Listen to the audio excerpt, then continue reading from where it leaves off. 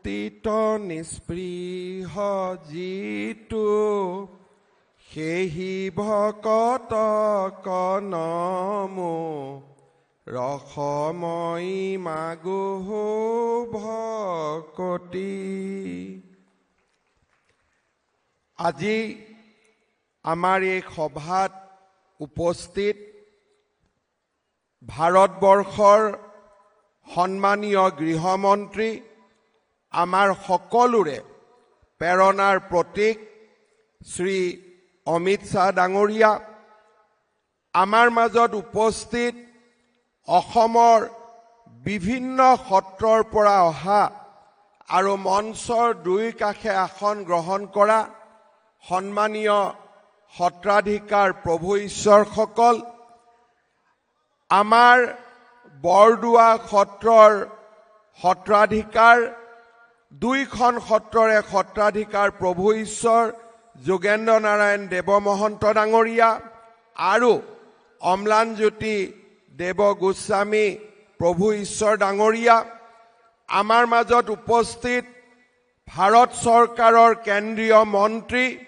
সৰ্বানন্দ সোণোৱাল ডাঙৰীয়া, ভাৰত চৰকাৰৰ ৰাজ্যিক মন্ত্ৰী পবিত্ৰ মাৰ্ঘেৰিটা ডাঙৰীয়া, সভাত উপস্থিত অসম চৰকাৰৰ মন্ত্ৰী বিমল বৰা ডাঙৰীয়া, পীযুষ হাজৰিকা ডাঙৰীয়া, কেশৱ মহন্ত ডাঙৰীয়া, কৌশিক ৰায় ডাঙৰীয়া, মাননীয় বিধায়ক ৰূপক শৰ্মাকে আদি কৰি মঞ্চত উপবিষ্ট সন্মানীয় বিধায়ক আৰু আমাৰ অতিথিগণ, বিভিন্ন অঞ্চলৰ পৰা অহা মোৰ অতিকে শ্ৰদ্ধাৰ আই মাতৃসকল, শ্ৰদ্ধাৰ ৰাইজ আৰু সন্মানীয় সুধীবৃন্দ, আজিৰ দিনটো অসমীয়া জাতিৰ বাবে এটা অত্যন্ত পবিত্ৰ দিন।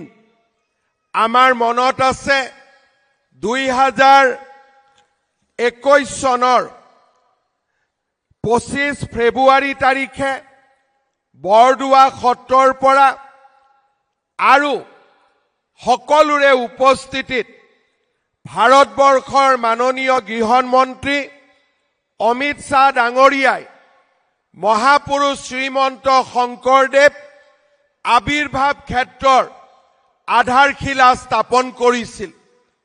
আপোনালোক সকলোৱে জানে, এই ভূমিত য'ত আমি মহাপুৰুষ শ্ৰীমন্ত শংকৰদেৱ আবিৰ্ভাৱ ক্ষেত্ৰ নিৰ্মাণ কৰিছিলো, এই মাটি কোনে দখল কৰি আছিলে? অচিনাকি মানুহসকলে এই মাটি দখল কৰি আছিলে। আপোনালোকে ভাৰতীয় জনতা পাৰ্টিক দায়িত্ব দিছিলে যে এই অচিনাকি মানুহসকলক বৰদোৱা থানৰ পৰা উচ্ছেদ কৰিব লাগে আৰু ইয়াতে মহাপুৰুষ শ্ৰীমন্ত শংকৰদেৱৰ আবিৰ্ভাৱ ক্ষেত্ৰ নিৰ্মাণ হ'ব লাগে। আজি আমি আপোনালোকক জনাবলৈ পাই আনন্দিত যে অকল অসমৰ ভিতৰতে নহয়, দেশৰ ভিতৰতে এখন অত্যন্ত আধ্যাত্মিক দৃষ্টিভংগীৰে নিৰ্মাণ কৰা আজি মহাপুৰুষ শ্ৰীমন্ত শংকৰদেৱ আবিৰ্ভাৱ ক্ষেত্ৰ কেন্দ্ৰীয় গৃহমন্ত্ৰী ডাঙৰীয়াৰ কৰ কমলৰে উদ্বোধন কৰা হ'ল। এই আবিৰ্ভাৱ ক্ষেত্ৰত আমি সকলোৱে আহি মহাপুৰুষ শ্ৰীমন্ত শংকৰদেৱৰ, মাধৱদেৱৰ জীৱন সাধনা আৰু তেওঁলোকৰ দৰ্শনৰ ওপৰত আমি আলোচনা কৰিম আৰু অসমীয়া জাতিৰ এক মেৰুদণ্ড আমি এই বটদ্ৰৱা থানৰ পৰাই নিৰ্মাণ কৰিম। মোক কোনোবাই সুধিছে, এই আবিৰ্ভাৱ ক্ষেত্ৰত প্ৰৱেশ কৰিবলৈ কিবা মাচুল লাগিব নেকি? মই অসমৰ ৰাইজক জনাব খোজো, বৰদোৱা থানলৈ অহা প্ৰতিগৰাকী ব্যক্তিয়ে কোনো ধৰণৰ টকা পইচা নিদিয়াকৈ এই আবিৰ্ভাৱ ক্ষেত্ৰত আহিব পাৰিব। কাৰণ আমি বিচাৰো যে আমাৰ জাতিয়ে আমাৰ জাতিটোক জীয়াই ৰখাৰ সংকল্প এই আবিৰ্ভাৱ ক্ষেত্ৰ এই বৰদোৱা থানৰ পৰাই আকৌ এবাৰ আমি সকলোৱে ল'ব লাগিব। মই বাৰে বাৰে ৰাইজক কৈ আছো যে ৰাইজ, অসমীয়া জাতি আজি সংকটেৰে পৰিপূৰ্ণ। চাৰিওফালে আমি এছাম মানুহৰ দ্বাৰা পৰিবেষ্টিত হৈ আছো, যিসকলে শংকৰ আৰু মাধৱৰ জীৱন দৰ্শন বুজি নাপায়। কেইদিনমান আগতে মই ভাৰতীয় জনতা পাৰ্টিৰ কাৰ্যনিৰ্বাহক সভাত কৈছিলো যে আমি সাৱধান হ'ব লাগিব। আমি সকলোৱে বুজি পাব লাগিব যে আমাৰ গুৰু শংকৰ আৰু মাধৱ আছিল, শংকৰ আৰু আজান ফকীৰ নাছিল। আজি আমাৰ সেকুলাৰিজম কৰা ব্যক্তিসকলে মহাপুৰুষ শ্ৰীমন্ত শংকৰদেৱৰ লগত আজান ফকীৰক সংলগ্ন কৰে। মই তেওঁলোকক সোঁৱৰাই দিব খোজো, মহাপুৰুষ শংকৰদেৱ আৰু মাধৱদেৱ আমাৰ গুৰুজনা, তাৰ লগত আন কোনো নামৰ সংলগ্ন কৰা নহব, আন কোনো নাম জড়িত কৰা নহব। শংকৰ মাধৱ আমাৰ জাতীয় জীৱনৰ প্ৰাণ প্ৰতিষ্ঠাতা, আৰু সূৰ্য আৰু চন্দ্ৰ থকালৈকে শংকৰ মাধৱ আমাৰ গুৰু দুয়োজনা আমাৰ মাজত জীয়াই থাকিব।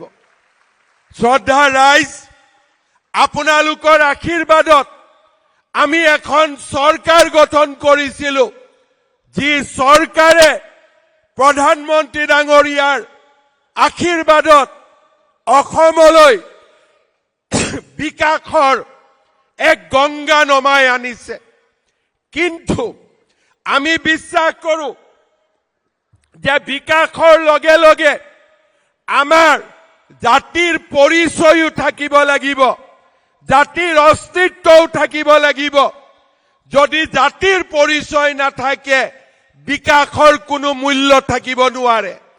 বিকাশ আৰু জাতিৰ পৰিচয় যেতিয়া দুইটা একেলগে যাব, অসমীয়া জাতি বিশ্বৰ ভিতৰতে এটা মহাজাতিলৈ ৰূপান্তৰ হ'ব। সেইবাবে আজি আমি যোৱা 5টা বছৰ 10টা বছৰ নিৰলসভাৱে কাম কৰিছো। আপোনালোকে জানি ভাল পাব, অসমৰ সত্ৰ, অসমৰ বনজ, অসমৰ ভিজিআৰ পিজিআৰ, এই গোটেইবিলাকত আজি আমি সেই অচিনাকি মানুহসকলক উচ্ছেদ কৰি 1,45,000 বিঘা মাটি আজি আমি জাতিটোৰ বাবে মুকলি কৰিছো। সংখ্যা কিমান? 1,45,000 বিঘা। কিন্তু এতিয়াও কৰিবলৈ বহু দূৰ বাকী আছে। আৰু আমি আপোনালোকক প্ৰতিশ্ৰুতি দিছো যে যেতিয়ালৈকে আমাৰ দেহত শক্তি থাকিব, এই অচিনাকি লোকসকলক আমি শান্তিত অসম ভূমিত থাকিবলৈ নিদিও। এই সংকল্প আজি বৰদোৱা থানৰ পৰাই মই ল'ব বিচাৰিছো।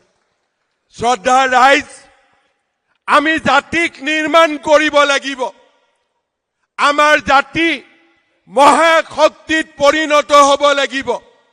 আৰু সেইকাৰণে আজিৰ সভাত উপস্থিত সকলো ৰাইজৰ জৰিয়তে মই অসমবাসী ৰাইজক অনুৰোধ জনাম, অচিনাকি লোকক মাটি বিক্ৰী নকৰিব, অচিনাকি লোকক চাকৰি নিদিব, আৰু অচিনাকি লোকসকলক জাতিৰ বৰঘৰত সোমাবলৈ অনুমতি নিদিব। যেতিয়া আমি জাতীয় সংকল্প লম, অচিনাকি মানুহক মাটি বিক্ৰী নকৰো, অচিনাকি লোকক চাকৰি নিদিও, আৰু অচিনাকি লোকক জাতিৰ বৰ ঘৰত সোমাবলৈ নিদিও। আপোনালোকে নিজেই দেখা পাব যে এটা দশকৰ ভিতৰতে আমাৰ জাতি মহাশক্তিলৈ ৰূপান্তৰ হ'ব। আমাক কোনেও ধৰি ৰাখিব নোৱাৰে। শ্ৰদ্ধা ৰাইজ, মহাপুৰুষ শ্ৰীমন্ত শংকৰদেৱ আবিৰ্ভাৱ ক্ষেত্ৰ ই অকল আধ্যাত্মিকতাৰ প্ৰতীক নহয়, ই অসমীয়া জাতিৰ স্বাভিমানৰ প্ৰতীক। ই অসমীয়া জাতিক সাহস দিব, শক্তি দিব আৰু জাতিটোক জীয়াই ৰখাৰ বাবে প্ৰেৰণা দিব। আজিৰ এই সভাতে মই সকলো অচিনাকি লোকক আহ্বান জনাম যে যিমান পাৰে সোনকালে আপোনালোকে সত্ৰৰ পৰা আঁতৰি যাওক, আমাৰ ফৰেষ্টৰ পৰা আঁতৰি যাওক। চৰকাৰে কাকো ৰেহাই নিদিয়ে, এই কথা আপোনালোকে মনত ৰাখিব। এতিয়া জাতি জাগিছে, জাতি জাগিব আৰু এই জাতিয়ে শংকৰ মাধৱৰ প্ৰেৰণাৰে এই জাতিক মহাশক্তিলৈ ৰূপান্তৰ কৰিব। শ্ৰদ্ধা ৰাইজ, আজিৰ এই অনুষ্ঠানত আমি সকলোৱে আমাৰ গৃহমন্ত্ৰী ডাঙৰীয়াৰ অমিত শ্বাহ ডাঙৰীয়াৰ বক্তব্য শুনিবলৈ পাম। মোৰ বাবে এটা আনন্দৰ দিন। এই প্ৰকল্পৰ আধাৰশিলা কোনে স্থাপন কৰিছিল? গৃহমন্ত্ৰী অমিত শ্বাহ ডাঙৰীয়াই স্থাপন কৰিছিল। আৰু আজি এই প্ৰকল্পৰ কোনে শুভ উদ্বোধন কৰিছে? গৃহমন্ত্ৰী অমিত শ্বাহ ডাঙৰীয়াই এই প্ৰকল্পৰ শুভ উদ্বোধন কৰিছে। ই আমাৰ বাবে এটা অত্যন্ত প্ৰাপ্তিৰ দিন। আজিৰ এই দিনটোত সোণোৱাল ডাঙৰীয়া আৰু আমি এক বিশাল আনন্দ অনুভৱ কৰিছো যে আমি জাতিটোক তেওঁলোকে বিচৰা ধৰণে আমি আমাৰ দায়িত্ব পালনেৰে এই আবিৰ্ভাৱ ক্ষেত্ৰ আজি আমি সম্পূৰ্ণ কৰিব পাৰিছো। পুনৰ এবাৰ মই অসমবাসী ৰাইজক এই পবিত্ৰ বটদ্ৰৱা থানৰ পৰা আকৌ এবাৰ মোৰ শতকৌটি প্ৰণাম জনাইছো। প্ৰভু ঈশ্বৰ সকলক মোৰ সেৱা জনাইছো আৰু সকলোকে পুনৰ এবাৰ ধন্যবাদ আৰু অভিনন্দন জ্ঞাপন কৰিছো। মোৰ লগত একেলগে ক'ব, ভাৰত মাতা কি, ভাৰত মাতা কি, জয় আই অসম, জয় আই অসম, জয় গুৰু শংকৰ। বহুত বহুত ধন্যবাদ। জয় হিন্দ, বন্দে মাতৰম।